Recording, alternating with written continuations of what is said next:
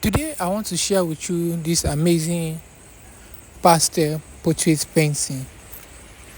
Come with me, let's draw together.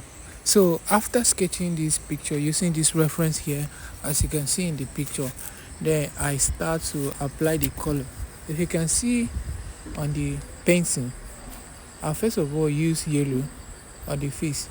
The yellow was to give me more highlighting how I wanted the sharpness of the work look like.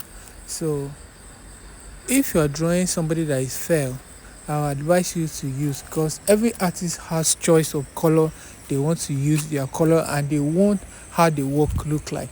But for me, I basically prefer using yellow because the yellow used to give me more highlights and to develop the picture the way I want. So that's the reason why I'm using it.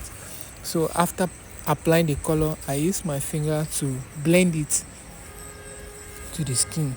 You can see as I'm creating more of the highlights using white to blend the skin with. So I now use orange.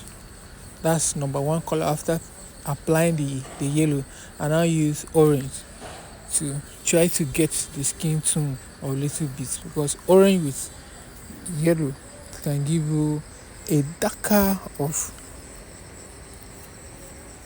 a darker skin, but may look more fair. Yes, compared to the picture in the reference, as you can see there. So that is how I continue doing it. If it's your first time coming across this channel, subscribe or follow and stay tuned for more arts and tutorial and tips how to take your art to the next level. Whether you're a beginner or you're an experienced artist, with this little tip can help you take your art to the next level. So hope you enjoyed the class.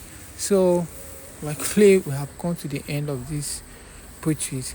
Everything comes out very well, the resemblance and everything. What interests me about this painting is the smile of this young lady and the weaving of the head. I carefully take time to bring everything comes out very well like that. So hope you learn something today.